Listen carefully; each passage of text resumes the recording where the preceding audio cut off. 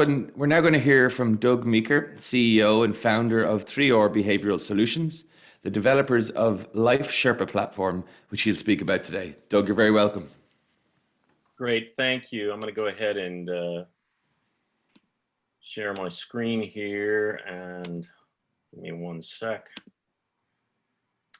Okay, thank you so much for having me. I am the first of the technology companies that we're going to be talking about today, so I appreciate getting the pole position for that.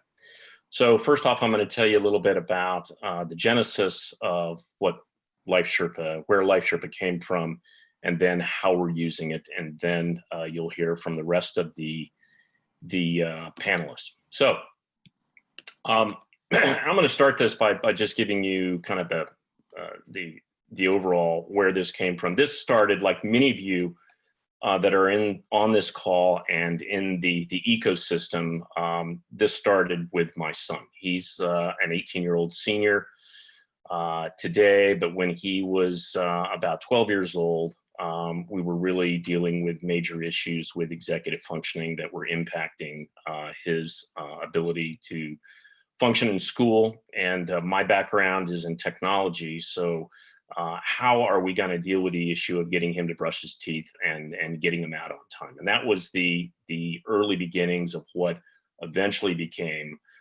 the idea around building the Life Sherpa platform. And part of my motivation, and these are all bits of data that I'm sure everyone is already familiar with, is just what happens, what's on the other side for him in life when he moves out in the next few years into adulthood.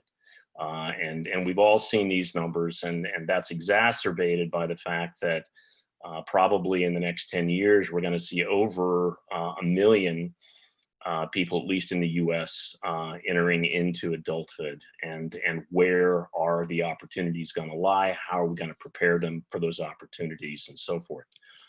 The good news is the ecosystem that is represented by many of the people that have been at this conference, and many others that I've encountered over the last few years. There are, from what I can tell, thousands of different programs with employers like SAP and JP Morgan, with academic programs at Stanford and RIT and Mercyhurst and George Mason, and with a variety of service organizations similar to what we're doing in Australia with the Department of Employment Services. So there is a great deal of interest and activity out there today. I think the big challenge is, how do we help these organizations actually scale their efforts in order to meet what is going to be a tsunami of individuals like my son that are going to need to move into the workplace and to live independently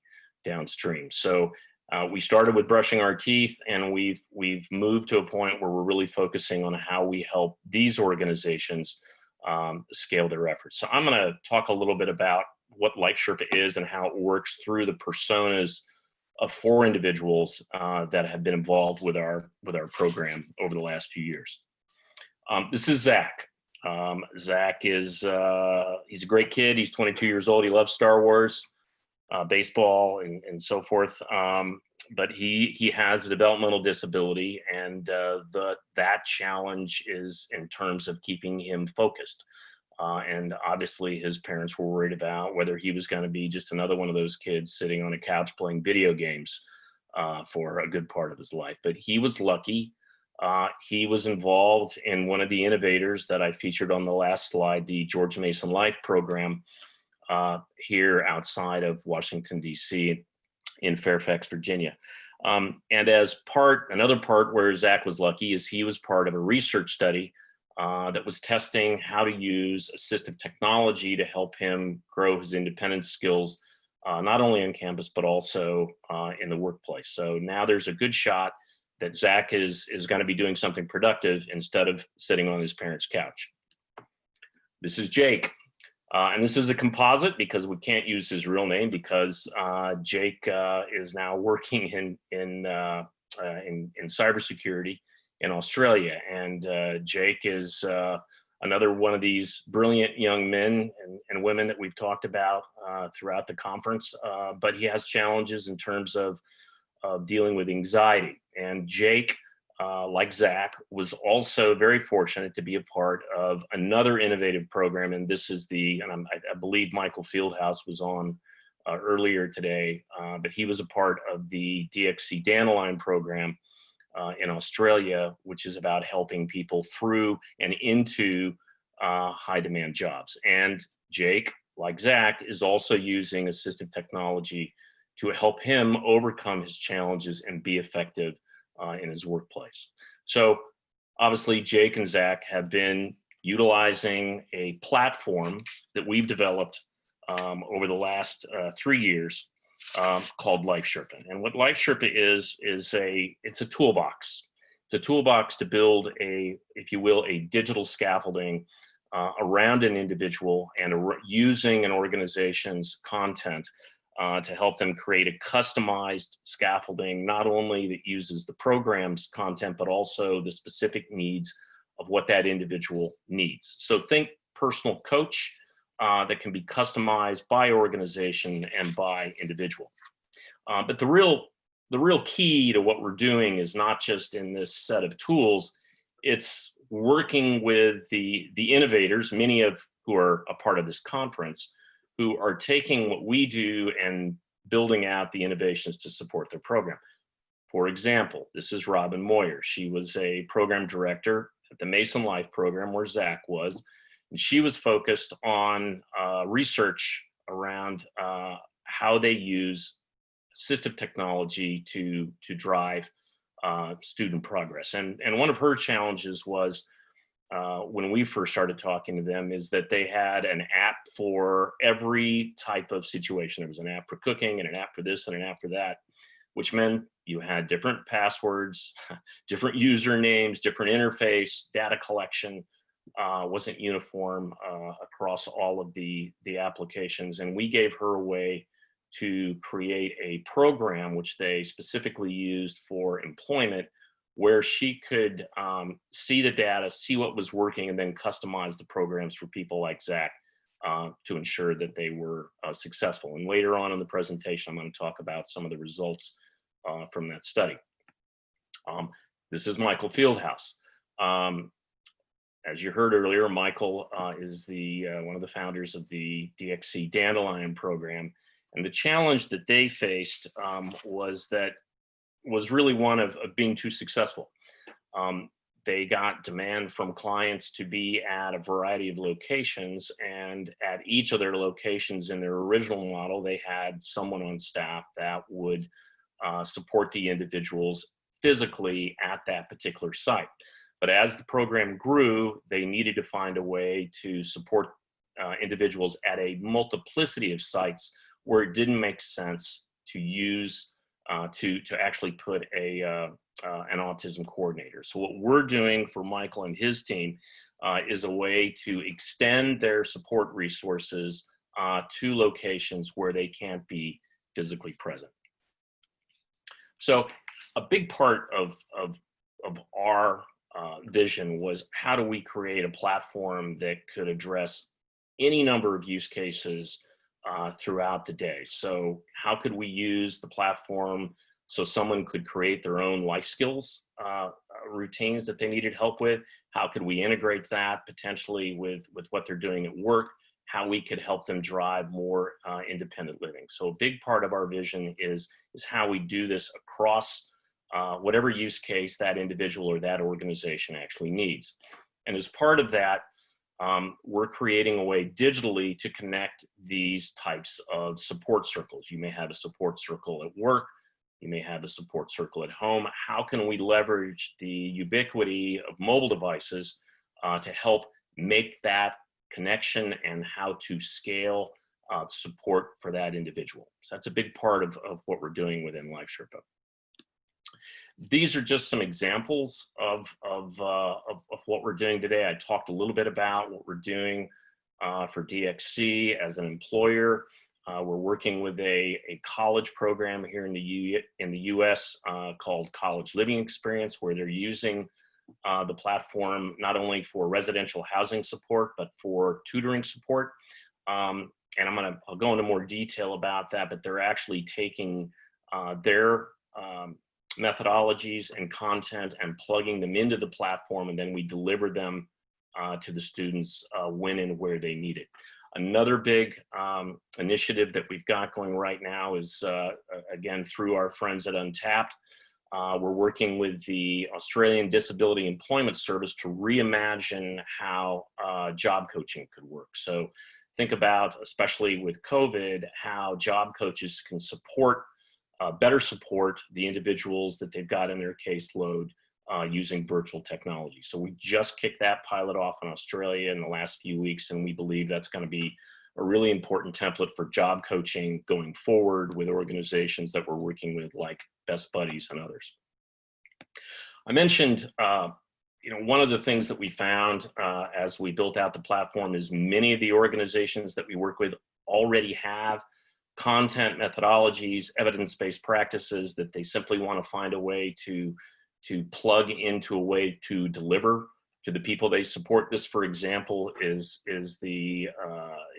one of the schedules for college living experience. And everything that you see in blue there is where we actually use Life Sherpa to support that activity, whether it's a tutoring session, reminding somebody to be prepared for that tutoring section, and then actually connecting them to their tutor one-on-one. We have our own video calling and group video calling within our platform to help them do that. And the benefits to the students is really about cutting down the friction, where we're helping the support staff and the professors to a certain extent really focus on teaching versus hurting, because we're helping them with the small things like making sure for some students to get up in the morning, to make sure that they take their meds and do all the things, not all that dissimilar from what I'm doing for my son, to make sure that they're ready to go and get out the door at a prescribed time. And for the program, that helps them focus and drive more success with these individuals in a way that can potentially reduce churn and also help them provide a better success story to drive more students into their program. We're also working, I think you heard earlier from Dr. Fung, we're real excited about our various programs with Stanford, where we're building a similar type of program. This one is more focused on creating and helping support a very independent group of individuals that are coming onto the campus, but the whole idea again is similar to what we're doing at College Living Experience in terms of supporting them throughout the day in whatever way they need. This is the model that we're implementing at Stanford, where they've got a non-academic support circle and an academic support circle, and we use mobile devices and Life Sherpa to help them stay connected on top of the things that can help the student learn to become more independent. And once that's there, the student can drive their own activities and be self-aware of what they need to be doing. For employers, what we're doing right now, and this is a kind of goes across a broad spectrum of the companies that we're working with. We're actually instituting assistive technology at the recruiting and hiring process. And then we provide a phased approach, again, through mobile, to remind you to fill out a particular form or to help you through a particular process. And we phase that through each of the ways that they go through the process, through recruiting, through onboarding, and then through sustainment, where they can actually create their own routines in ways that help them function, for example, with life skills. I talked a little bit earlier about the research study that we did at George Mason.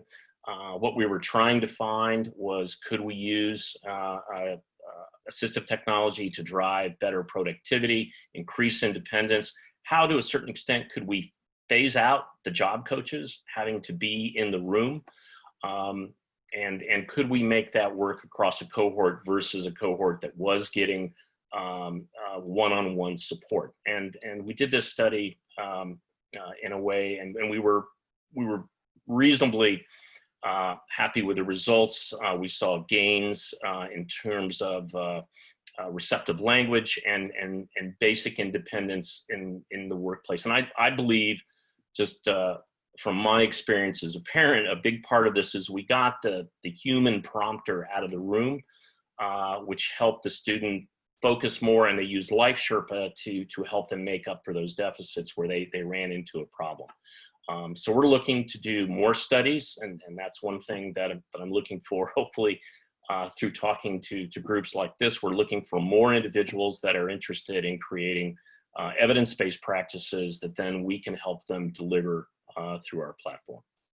So in a nutshell, what Life Sherpa is about, we are looking to empower innovators. Many of you who are on this call, Robin and Michael, and we want to make it easy for them to hypothesize, test, validate, and most importantly, deploy evidence-based practices that drives effectiveness and increases capacity of these programs. That, we believe, is what's going to make a difference. That first slide about the challenges that we've got out there and what Scott's going to be up against, we believe that helping these programs, like many of you, become more effective and scalable using mobile technology, that's how we're going to get to help the millions of people that are going to need help over the next decade.